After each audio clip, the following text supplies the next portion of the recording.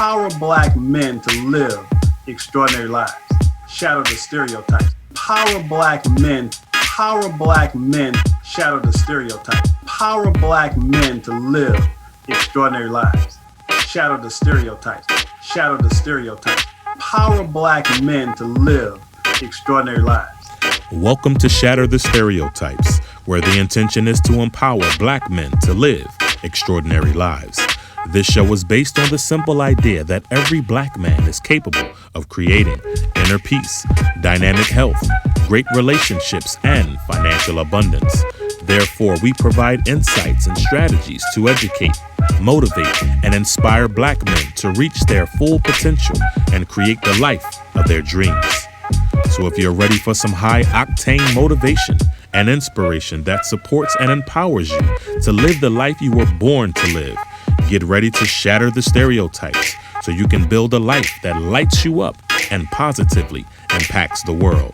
So now, let's shatter the stereotypes with your host, Coach Michael Taylor.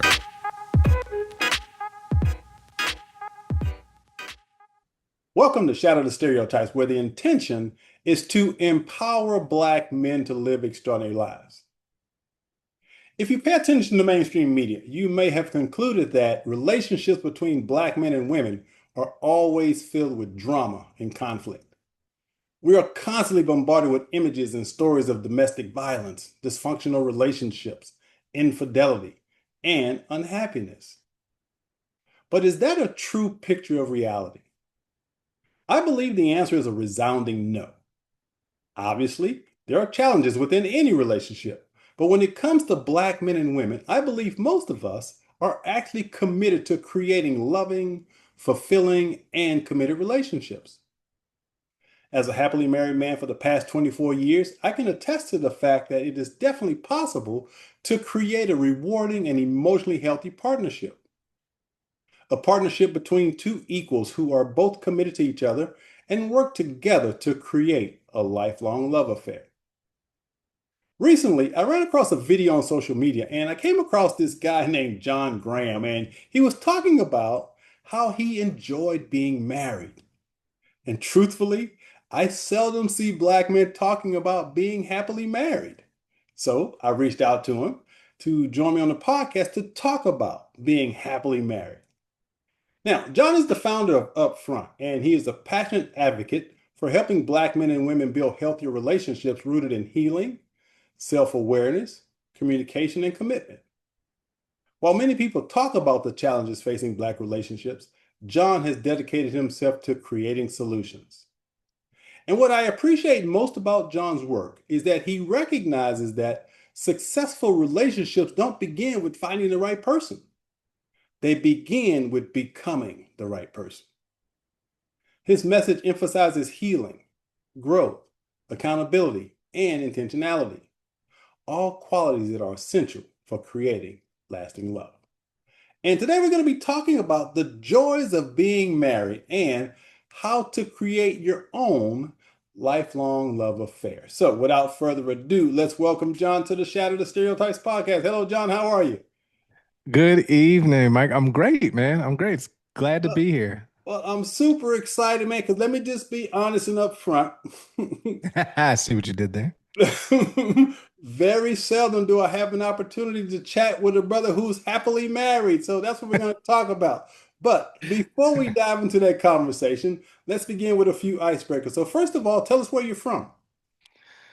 Oh, that's a longer podcast. I currently reside in Dallas, Texas, DeSoto, Texas, to be specific, for the last 4 years with my family, my beautiful wife, and my 15-year-old son and 13-year-old daughter.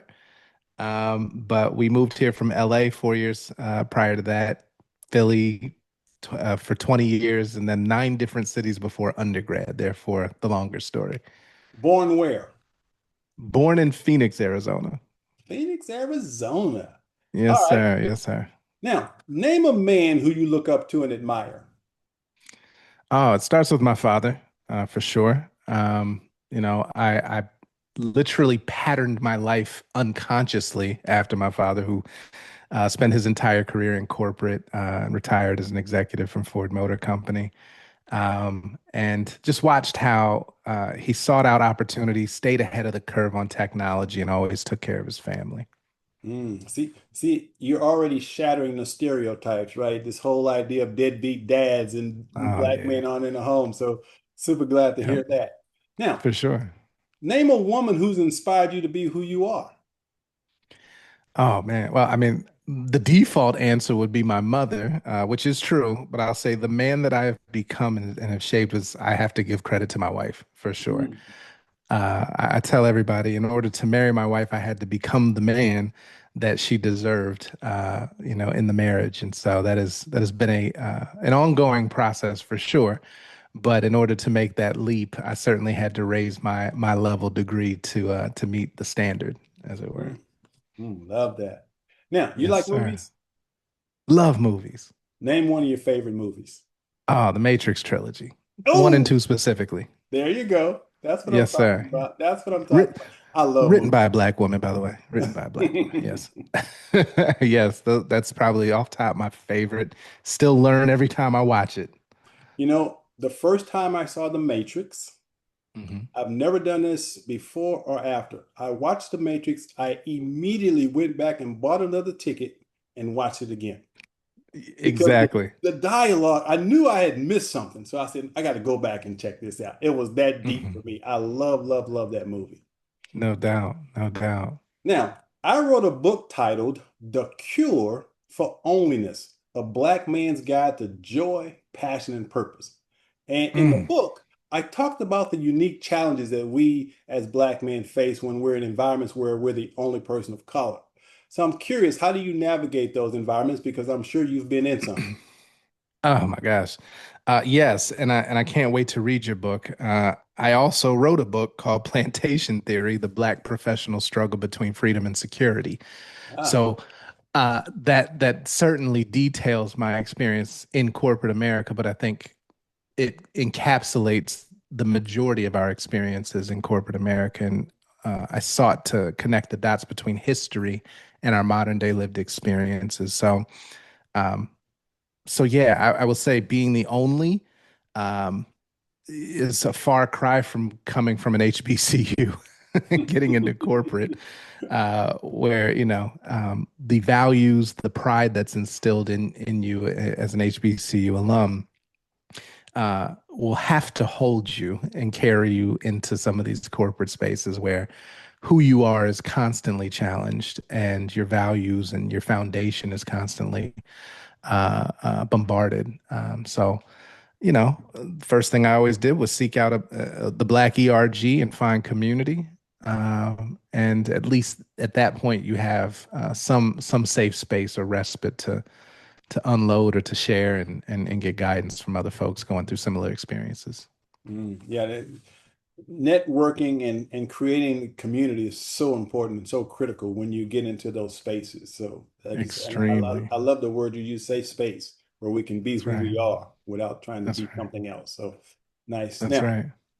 as a man who happens to be Black, are you optimistic or pessimistic about the future in general? Oh, I default to the optimistic. Um, Again, being a historian, I am grounded in the fact that what we're experiencing today is not new, right? It's new to us. While there are some nuances, being that we are, the first generations post Civil Rights Act, so we are literally writing a playbook that our ancestors 270 years prior could only dream of.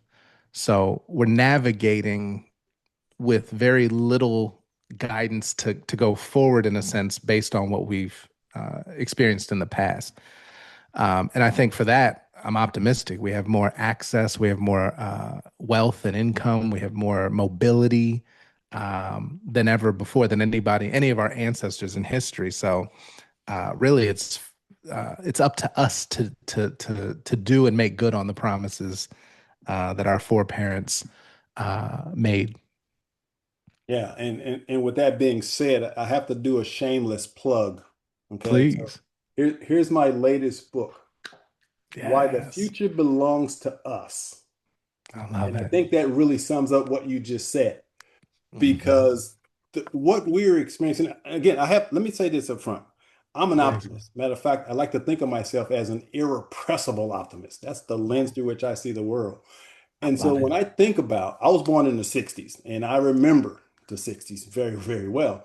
But I know that a lot of times as I was growing up in high school, things like that, I remember back in the 70s, I was accused of being out of touch with being black because I was an optimist. Because Wow. they were like, you can't be that optimistic because look at this, look at that, look at that. But All right. inherently, I've always been optimistic, and I think it probably comes from my mom because my Mm. mom was she raised six kids and inner city projects of Corpus Christi, Texas, as a single mom. And we were basically the poster children for poverty back in the 60s, but she never allowed me to think negatively. Mm. She That's always so told me, powerful. and the most powerful thing she ever said, I was probably 10 years old when she said this. She says, Michael, if you want something badly enough, there is no one or no thing that can keep you from attaining it except yourself. She wasn't wrong. Her exact words. And I've lived by that. So, I love it, man. I love it. boom. To that point, I live very much by those same words. And my wife is hilariously the complete opposite. She's the balance. I'm like, what do you want? Let's manifest that and go get it. And then the universe sort of conspires to make it be. And she always sees the reasons why not. And I'm like, that's fine. That's fine. I only see the reasons why not. I, I love that because you and I sound like we were just mirror images of each other. My wife is the exact same way. And that's why it works. Yeah, absolutely. All right, Yeah. so now I want to give you an opportunity to introduce John Graham, the professional. So tell the audience Okay. who you are and what you do. Sure, sure. So first and foremost, I'm a husband of 17 years come this September, a father of two, a 15-year-old son and 13-year-old daughter. I'm a founder, I'm an author, I'm an only child and a brother to many. I am the founder and CEO of UpFront Marital Technologies Incorporated, better known as UpFront to the world, where we're building spaces for Black professionals to heal, grow, and partner well. I'm the author of an acclaimed book called Plantation Theory: The Black Professional Struggle Between Freedom and Security. Spoken at many a Fortune 500 to Fortune 1 companies, double alumnus of the Lincoln University, Pennsylvania, 1854, the oldest degree granting HBCU in the country, and a 20 plus year member of the illustrious Alpha Phi Alpha Fraternity Incorporated. I love it. I love it. Now, Yes, sir. we're going to talk about you as a relationship coach. I don't know if you wear that title or not, but that's what you're going to wear today. You All are right, the hat's on. you are a relationship coach. Now, in a lot of cases, people Mm, become relationship coaches as a result of going through a difficult relationship. So, mm. what triggered you to become a relationship coach? So I will disclaim that I am not a coach, guru, or expert, right? I have lived experience in the job, but my motivation for even getting into this work is multifaceted. I'll start with a dinner party in LA post pandemic, and a couple of friends from work were there, and I'm listening to one of the single sisters who's doing quite well in her career, multi-degree, making tons of money, and single as she wants to be. Um, and she was relaying her experiences on these dating apps and how every time she would, get to about 5, 6, 7 months with somebody, it would go left due to conflict arising. And really, they didn't have an infrastructure to deal with that. And so people end up getting ghosted or, it just dissolves. And so when I asked about, really to get into the intricacies of the app experiences, what I asked was if you could know the red flags, flaws, and insecurities of the person that you were dealing with before you decided to invest time, would that be of benefit? And she was like, oh my God, yes, please, yes, tomorrow. And so that seed was planted, and I kept working through the idea of what would an app look like that could do that. And over the next 3 years or so, I would just grow the idea and I, share it with my wife, and she would just shake her head like, it's never going to work. These people don't want to get healed. They don't want long-lasting marriage or relationship. And I'm like, no, no, trust me. There's a demand. There's a high demand. And so over that 3-year period, I would find myself in conversations and interviewing single Black professionals and understanding their experience intimately from the male and female side.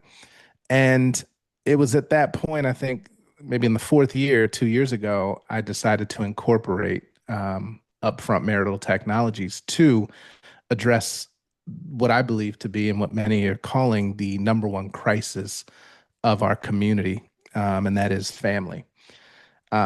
Additionally to that, it was November of 2019 when I saw the Breakfast Club interview with Dr. Claude Anderson.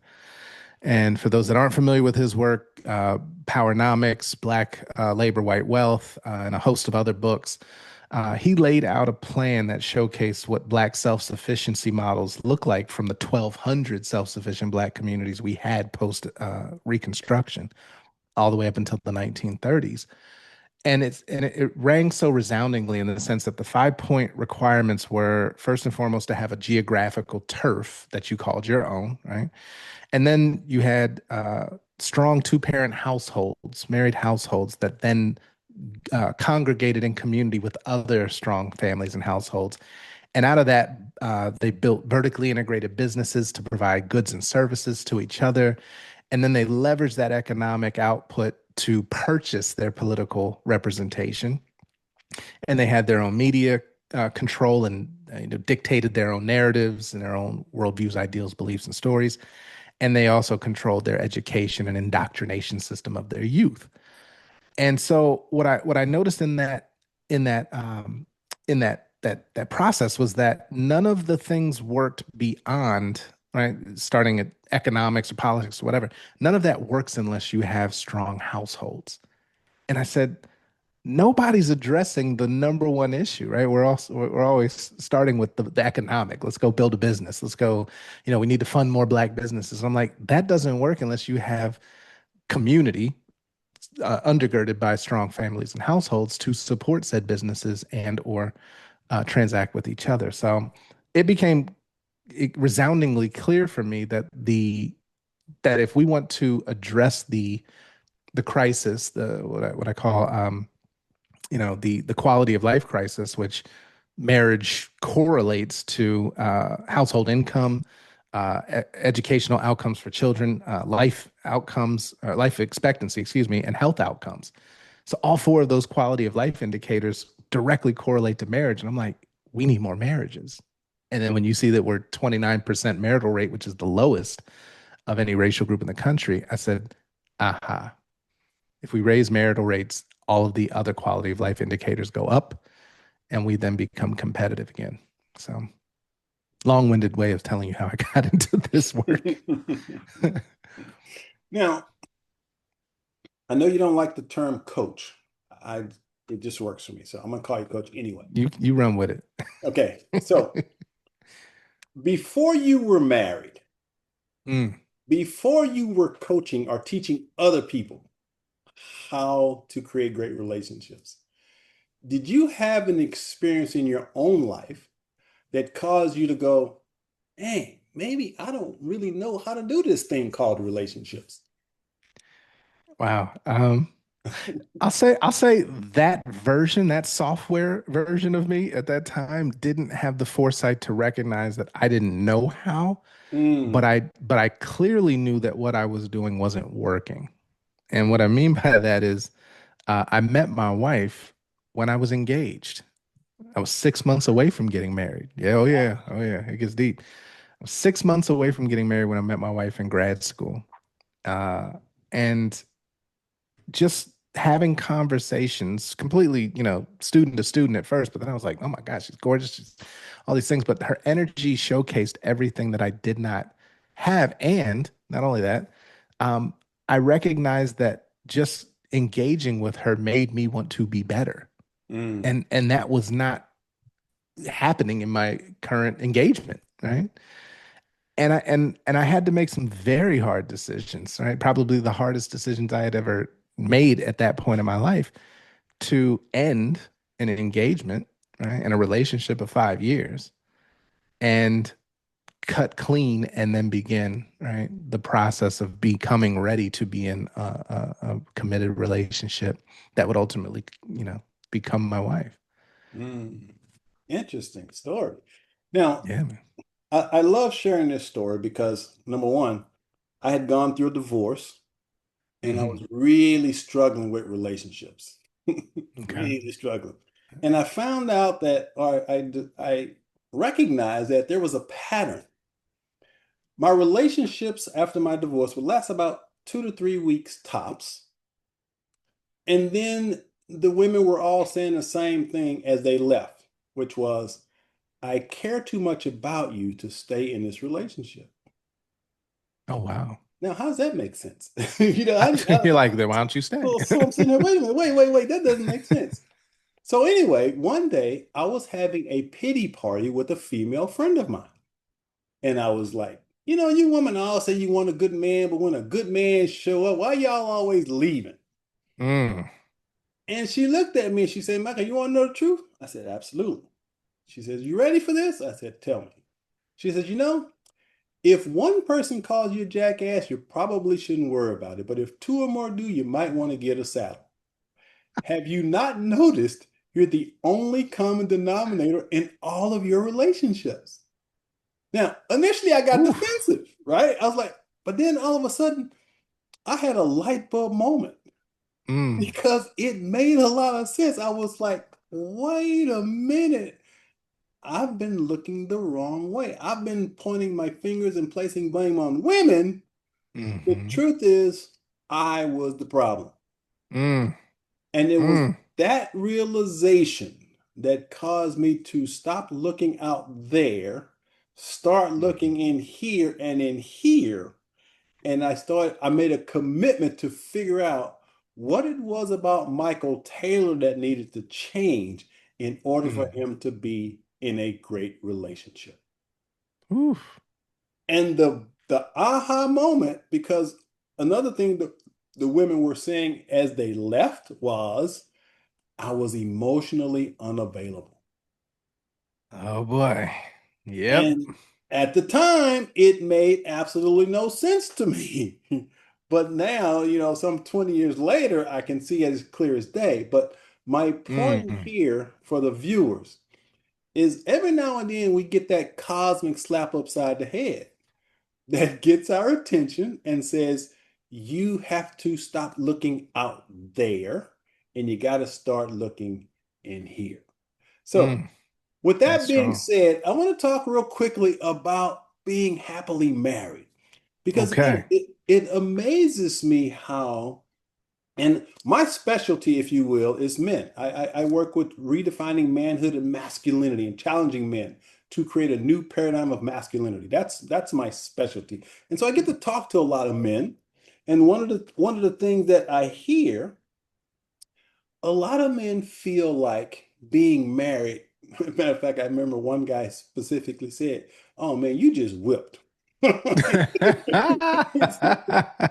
You just whipped. And I've heard men say things like, my old ball and chain, and I mean they got all this, and so they got these ideas, I guess, about marriage. So my first question to Yeah. you is, what would you say to a man who thinks being married is a sign of weakness? Oh man. Well, where do I begin? I, I mean, that's clearly somebody with that lacks perspective and or has had experiences that weren't positive or affirming, right? Um, and by no means is marriage a 24/7 dopamine positive experience, right? Like it's work. It is 100% work. So when I hear people have negative views, really what I'm hearing is the projection of their experience.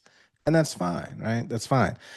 But you also have to hold space for the fact that your experience does not mean that the institution or the reality of marriage is rooted in that one experience, right? Um, and I also think that it speaks to very much what you were talking about, the inability to understand your own role in your experiences. So these are typically men who are successful on paper and all the other metrics that have been socially engineered or defined as success for men. But you used a term that I think more men are starting to hear more frequently, and that's emotional availability. That is a an area that we have sorely been ill-equipped to navigate, right? And I love that you're focused on Black men and men in general in that regard, because this is the proving ground that's going to determine the health and the outcomes of relationships going forward for the foreseeable future. And I believe that to be true mainly because of data. On UpFront, 98% of the women on the app have stated that emotional availability is a non-negotiable in their next relationship, to which I said that's not an unreasonable ask. However, it is an unreasonable expectation, right?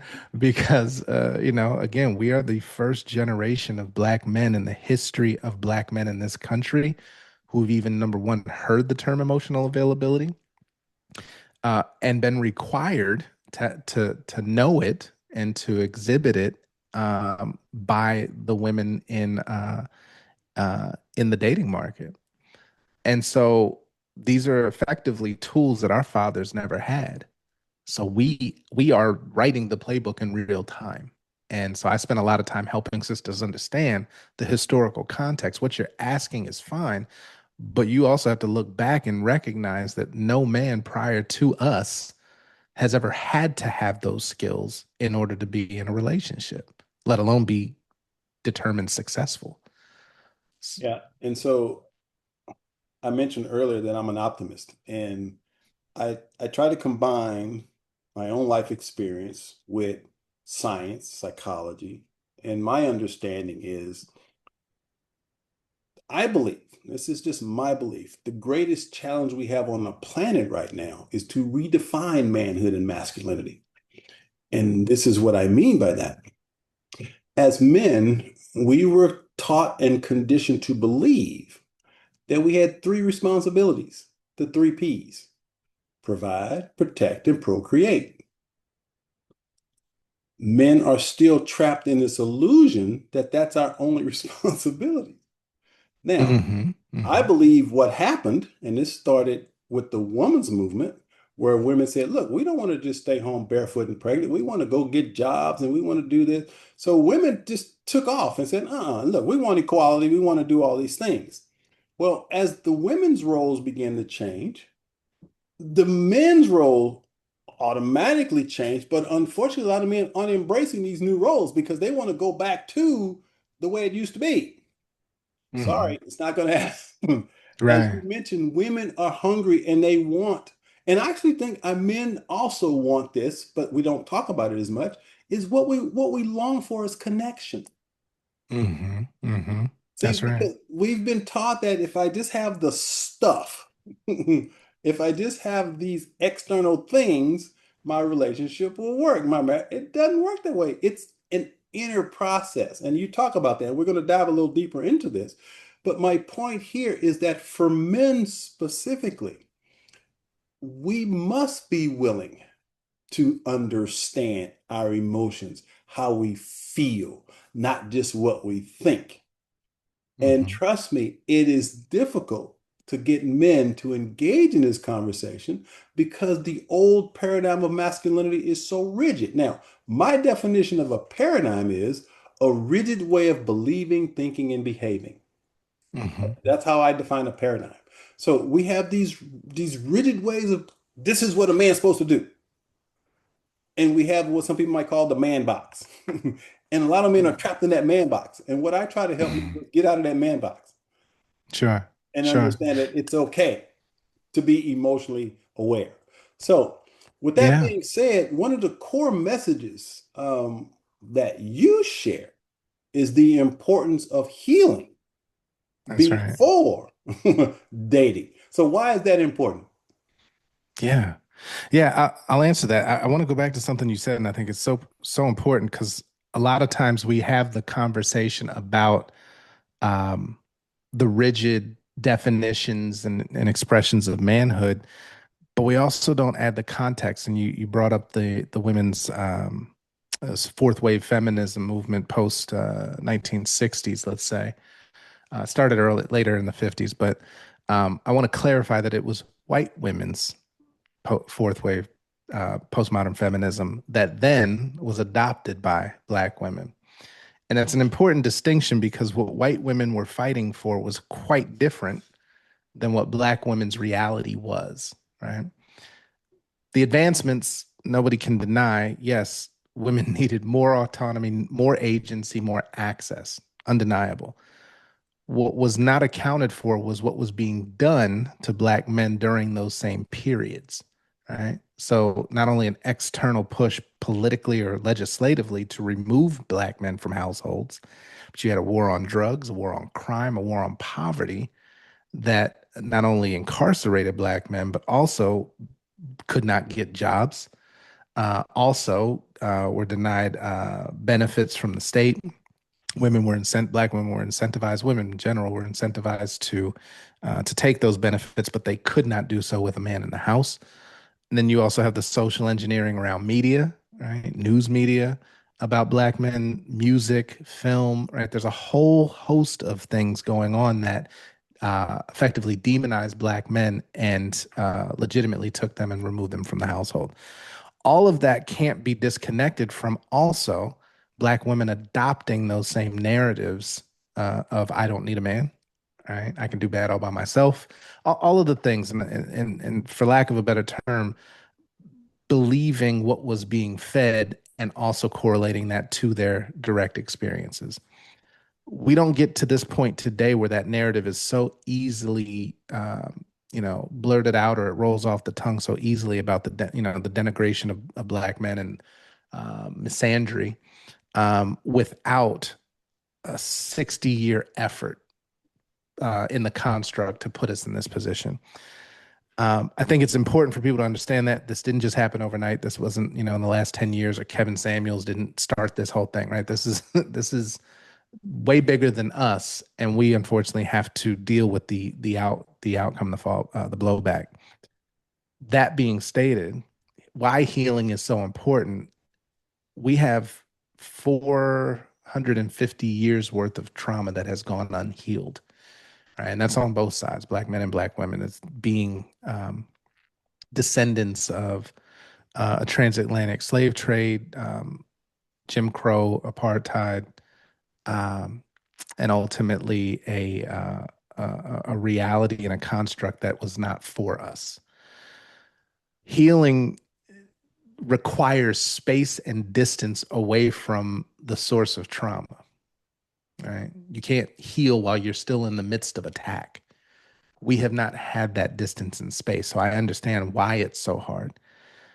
For our purposes with UpFront, we understood that if you want to have a long-term, healthy, and sustainable relationship, you can't put two broken people together and hope for a healed outcome, right? There has to be concerted effort, intentional work done on the individuals that then they bring that process, right? Nobody comes to a relationship healed, and no amount of therapy gets you to a destination of healed. It's an ongoing process, but you have to start the work.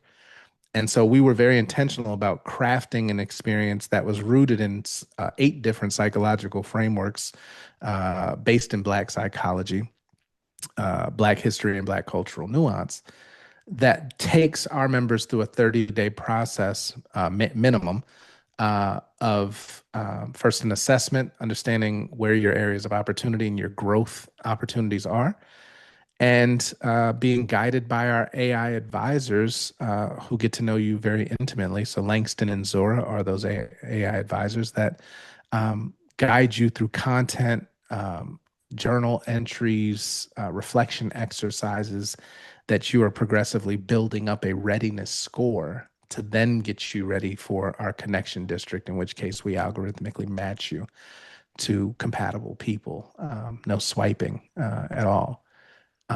but you don't get access to people until you've completed the readiness slash healing portion of the process. So break down. This is an app you're talking about. This is your upfront Yes, that's app. correct. Yes. So Yeah. clarify that so that the viewers can kind of Thank you. that talk about the Yeah. app. Yeah, for sure, for sure, Talk, for sure. talk about So, the app. Upfront is an app. It's available on Android and Apple and iOS. And it's again, it's our effort to make sure that you are ready for a relationship before introducing you to other people. The one thing that none of these dating apps on the market care about is your readiness and or your healing process. They're literally designed, their business model is built to keep you single, right? By giving you hyper optionality,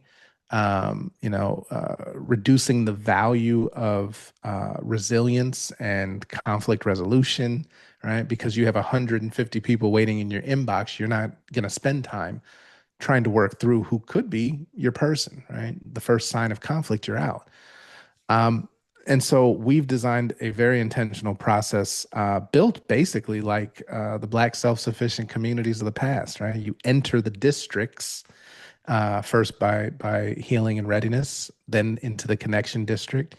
Then the marriage mentorship district is also unlocked simultaneously. So we bring in marriage mentors to be the bridge for aspirational spouses. And then we have our wedding district, in which case we connect you with wedding vendors from planning all the way to the big day. And lastly, our legacy district, in which case we give you access to financial literacy, wealth planners, life insurance, estate planning, family office planning, everything you need to transfer legacy. So a complete ecosystem, relationship readiness platform, not a dating app, that builds you individually first, all the way through to legacy. So in your app, we're talking about healing. And again, my experience Mhm. with healing, probably the most important work that I've done personally, and I've done tons and tons of work. But I did a Mhm. workshop with a guy named John Bradshaw. Um, he had a 3-day weekend workshop called Healing Your Inner Child. And I possibly had the worst childhood you could ever imagine. Mm. Every imaginable type of abuse I experienced as a kid. Mhm. And so I had, climbed the corporate ladder, been successful, done all this stuff, and then I lost everything. And I started doing the Anthony Robbins kind of motivational stuff. And, I was, putting my life back together after all that, but there was something missing that I couldn't put my finger on. Okay. And it wasn't until I did the workshop with John Bradshaw that I was able to get back to the origin of my pain and Mm. allow myself to feel and heal that pain. And I didn't become emotionally free until I addressed that level of trauma. So Mm. within your app and your system, how do you or do you address, say, for example, childhood wounds that may keep us from having great relationships? Oh man, that's super important. And I love that you brought that up. I often say every adult you encounter is masking a hurt 8-year old constantly, right? Unless they've really worked through and resolved those issues. That is certainly something that gets addressed based on our assessment, which is 26 questions. We get into, how you grew up, what values were instilled, what were the cultural impacts, environmental impacts that shaped who you are today. Um, Emotional development, emotional intelligence, all of those things are rooted in the environments and the experiences you had in your household growing up, right? Who you become starts to get solidified by 8 years old, right? Your identity is starting to take form there, and everything that you are experiencing between 8 and 26 years old is shaping you at core level. And so these are things that get worked through by way of content specifically addressing childhood traumas, in addition to other healing areas, intimacy areas. A lot of Black men deal with early sexual encounters, right, before they are able to even process that, which then shapes how they relate to women going forward. And they don't even realize or connect the dots that this happened at 9 years old. And I thought it was, high fiving with my boys because I had my first experience, but no, that was abuse, right? Absolutely. Absolutely. So these are things that do come out, and ultimately, we take privacy very seriously, obviously, because people are pouring out, a lot. What we're also very clear and careful to help people understand that this is not therapy, and nor is it a surrogate for a direct relationship with a licensed mental health professional or psychologist. So while it's built on psychological frameworks, our advisors are not therapists, and they will tell you that, and also make recommendations if what you're sharing deems necessary to do so. Now, do you also host live workshops?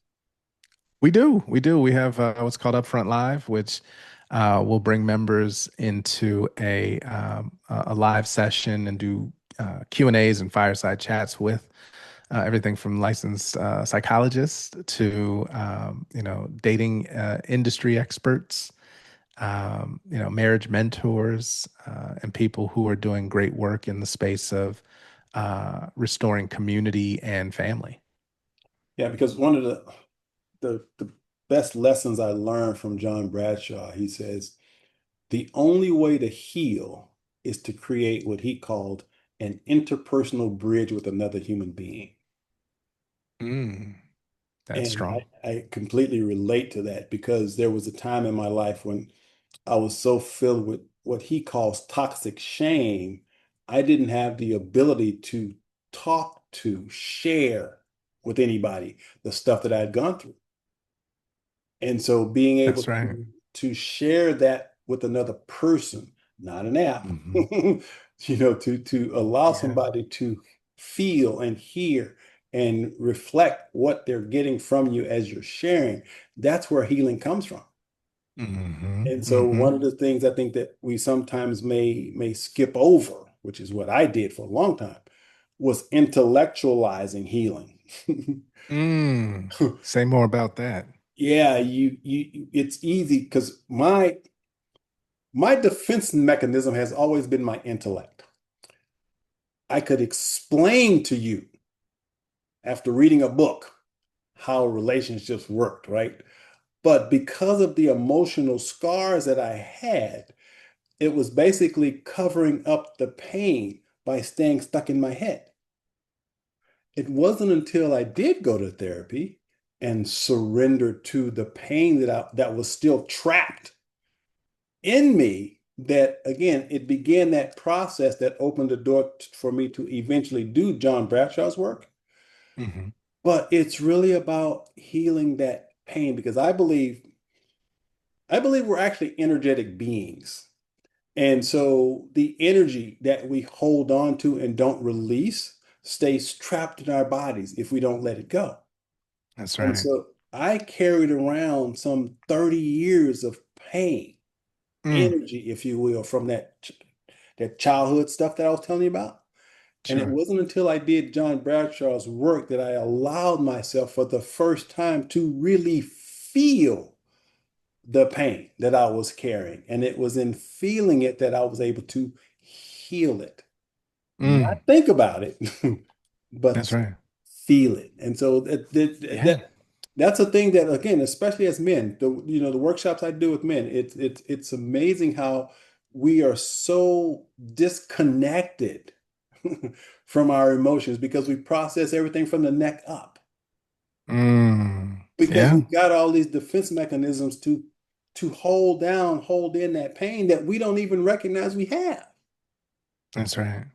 So And we're not given the language to exactly, verbalize, right? exactly. We're taught to suppress. There's interesting studies done by a researcher named R.F. Levant, who said normative male alexithymia basically suggests that Um, some men's experiences are shaped by restrictive masculine socialization and effectively makes it more difficult for us to verbalize emotions more so than women. And the stats that I saw around that was there's around 34,000 unique emotions that exist. There's about 3,000 words for those emotions or feelings, and the average man has access to about 10 of those, between 8 to 10 of those words out of the 3,000, right? Yeah. Yeah, so if we don't even have the language to express what we're feeling, imagine the frustration that gets trapped, which then does damage to you physically, mentally, right? All of those things. So, Yeah. And so I will assert that women are not more emotional than men. Women have just been mm, given permission to express their emotions. We absolutely. feel at the exact same level and we have the same capacity for Mhm. emotion than women. I don't believe there's any difference from that 100%. perspective. But we have Yeah, been conditioned to repress, suppress, and deny how we feel because we're taught that Mhm. that's what women do. That's right. And I think just to add to that, in so doing, it's cutting us off from our full expression of humanity, right? Absolutely. Right. Absolutely. And then when you get into from a racialized perspective, black men historically have never been deemed human, Hmm. right? So it's not far-fetched to then believe that even when we are experiencing those same human emotions, but we are vilified for it. In fact, doing so, expressing those emotions could lead to you being physically harmed, killed. If you showcase emotionality towards a child, that could have been leveraged to then, sell the child or sell you. Like there's a whole host of things that went into conditioning us not to feel or not to express the feeling. So we cut that off. Yeah. And unfortunately, it's been slow to reemerge, right? This is a tool we have to wield and skills and muscles we have to build. Yeah, and I love how you're referencing history because we go back and we can see the origins of a lot of it. That's My right. work puts you right in the middle of the here and now in the present moment. How can I get you to feel? That's Mm, that's what I want to do. I want to get you to feel. And again, we generally will process from here first.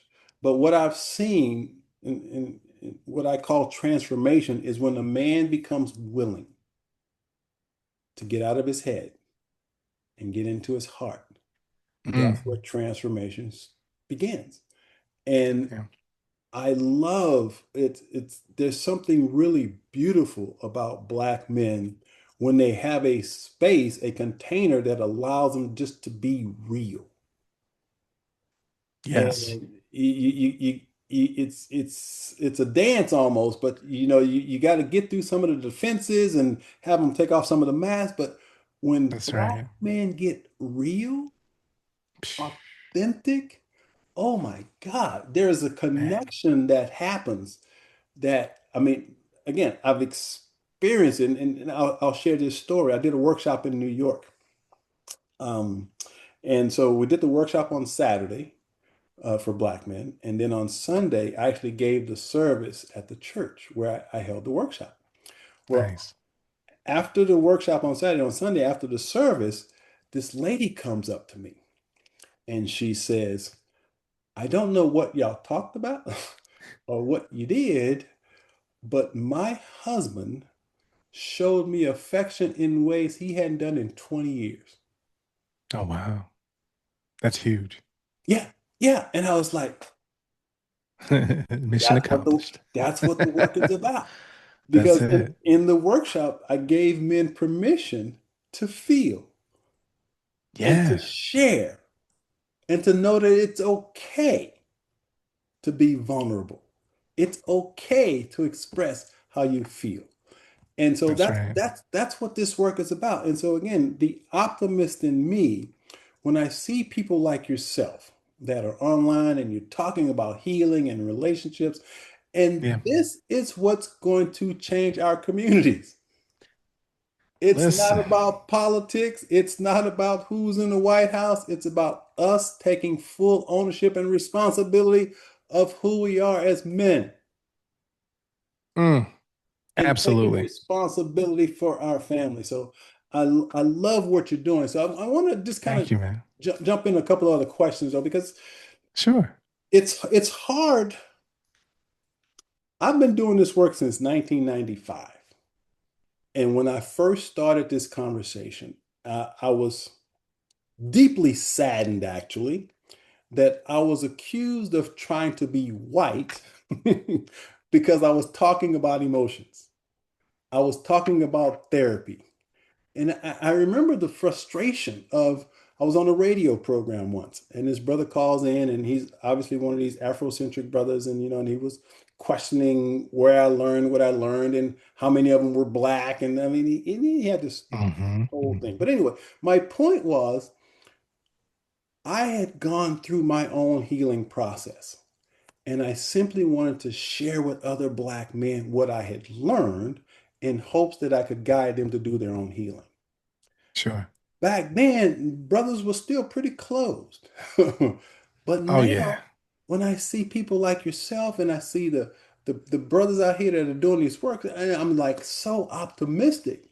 That's why I wrote the book, Why the Future Belongs to Us. And there's a whole chapter I talk about this is what we're doing that you may not see in mainstream Hmm. media, like having this That's right. conversation right now. That's Right? right. That's right. So again, I acknowledge you for what you're doing, and I just want to Thank you. jump into some basic questions. So this one Sure. just kind of jumps out, and I think we've kind of answered it, but just what do you believe are the biggest myths black men have about black women that may keep them from creating great relationships? Mm. Biggest myths. Well, there's the gold digger myth, That's the right? first one that jumped out for me. Yeah, yeah. It starts there. There's the you talked about space, right? And having the space and permission to be emotionally available or to be to be in tune with our emotions. There's the notion that you can't let down your guard in front of women, because they will call you soft and weak and right and all those pejoratives that come that are outside of the box that they think masculinity should be as well. Um, I think also the belief that their sexual prowess is what should lead, right? And their ability to, our ability to satisfy them sexually and only looking at us in a hypersexualized way. I'd say those are the top three that we run into a lot, but then also that they are what's the word? So the independent woman who doesn't need a man, right? She's making more than him, or that she's intimidated by his success, or excuse me, that he's intimidated by her success. That's also a myth that we hear a lot. So yeah, I'd say those are Yeah, pretty much the rampant ones that I hear. yeah, those are the big ones. Now, I'm curious Yeah. within your communities, Hmm. what percentage of black men are involved? You have any numbers, Yeah. just general? Yeah, so we're currently running at a 65-35 split, 65% women, which oddly enough is what the market yeah, actually is when we talk about black professionals. Um, and so those numbers do teeter. Obviously, sometimes it goes higher, 70, 75%. Um, but we are hyper focused on bringing more black men into this work. Um, but yeah, those are the stats right now. Yeah, so we began by talking about being happily married, which Yeah, you got two brothers here who are legitimately happily happily married, okay? And overjoyed. not this over romanticized stuff you see on TV. You just, I believe, and again, I don't know you personally, but just from what I've seen, listened to you, I get a Yeah. sense. that you and I are very similar in that, number one, we adore our mates. We have no problem sharing that we That's adore right. our mates. And so, for the brothers out there who are watching this, I just want to say, first and foremost, it is absolutely possible to have a great relationship. You got to be willing to do the work first. That's it. That's the bottom line. But That's but but right. but what I want to lean into, because this is I think where you and I are headed. Yeah, This whole idea of marriage and people rejecting the idea of marriage. sure. We have to shift that. And again, I don't think the contract of marriage is what we're talking about here. I'm talking about the commitment to another human being, Hmm. to Hmm. grow, to be with each other, to expand what I'll call partnerships. Because people get so wrapped up into this piece of paper, signing this I'm married document, but that's not what marriage is really about. It's about connection. It's about Hmm. being with this person that you just love being with. And so, again, for the men Yeah. who are watching this, know that it's absolutely possible. And I'm reminded of my grandparents in Okay. the 70s. And I Hmm. remember they would sit on the porch for hours and may never say a word, Hmm. but they were happy. They were just happy. And I believe a truly connected relationship, you can tell in the mundaneness of the relationship. Hmm. Hmm. It's not just about the let's go on vacation, let's go do this, but let's just sit and Netflix and chill together, baby. That's just, I don't need to be doing anything. I can just being with that person. When you have that person where you just like being with them, you just gotta go, wow. And Hmm. I remember when I first introduced my son to my current wife, because my current Hmm. wife is actually my second wife. He Yeah. was 15, I think. And I actually took all of my kids to my wife's job. Okay. Okay. So that we go in and I introduce her to my kids. We talk or whatever. We go back. When we get in the car, the first thing my son says is, wow, Dad, she really loves you. Oh, wow. And I go, what do you mean? He goes, did you see the way she lit up when you walked in? Mm, Now, I love it. 26 years later, my wife still lights up when I walk in. That's right. I love it. That I that's what love it's it. about. That's what we want. We're creating Yeah. that space for Black men. It's possible.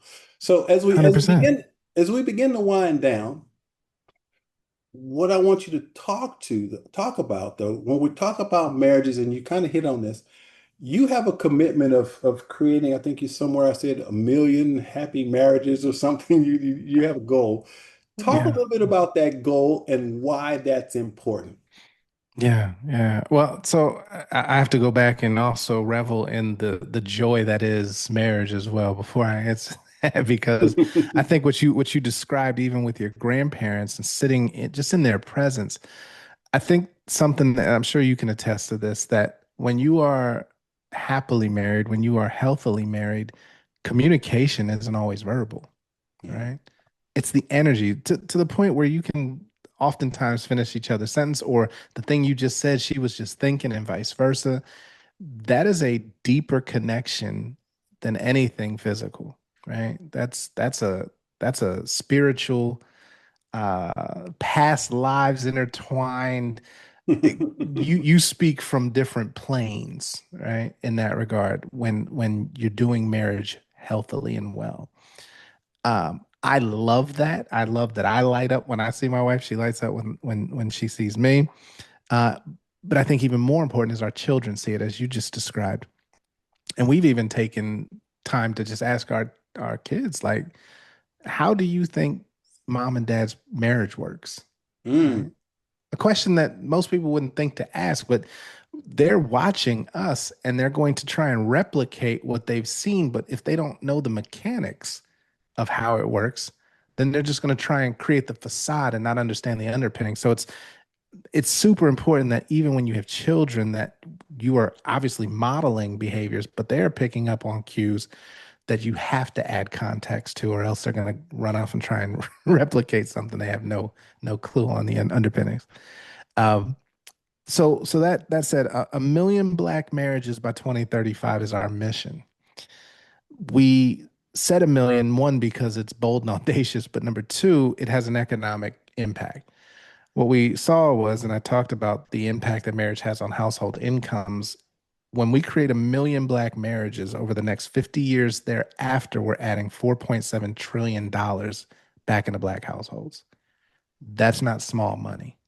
That's when we talk about generational wealth and we want to, that is where that economic wealth is generated from. Right.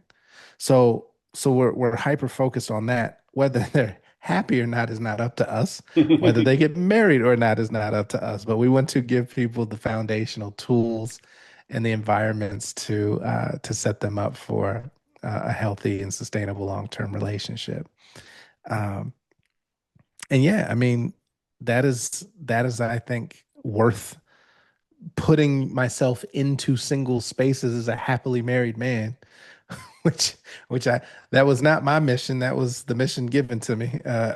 So and the call that I eventually answered. But it does require you to sort of step out of your world of being happily married and really understand what single folks are going through.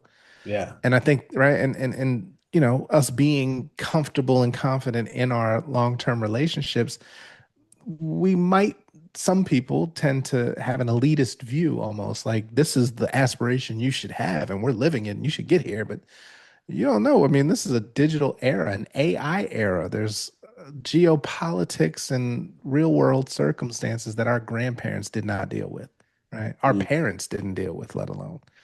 So really, you know, that is a goal that we have for ourselves and a mission for our company, and it's going to take a lot of work to get there, and we're here for it. Mm.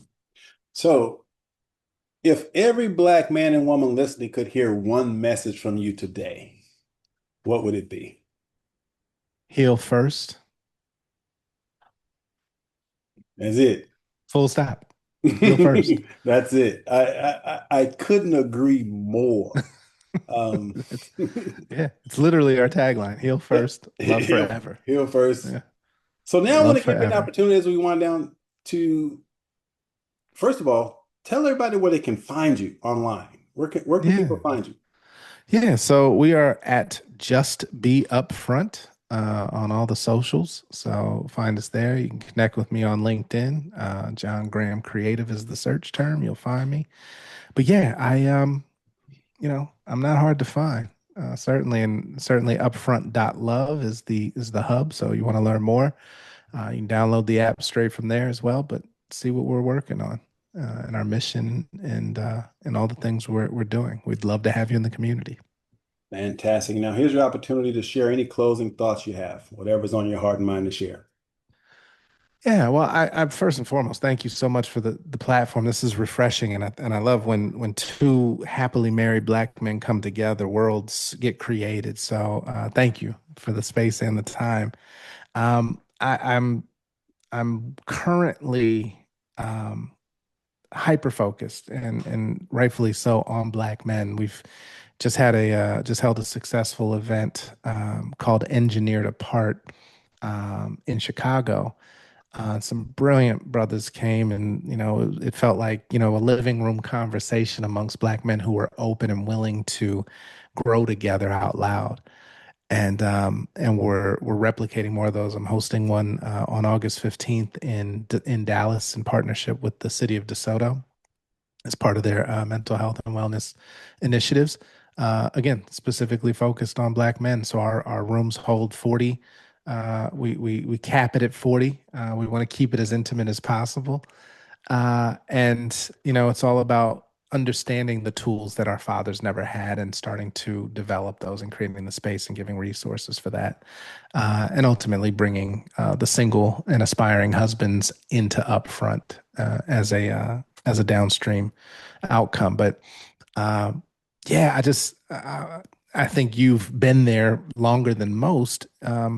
If if we don't do this work, then the women who are looking for leadership, who are looking for security, who are looking for that partner to grow with and build with, they won't find them, right? So none of this works unless we do the work, right?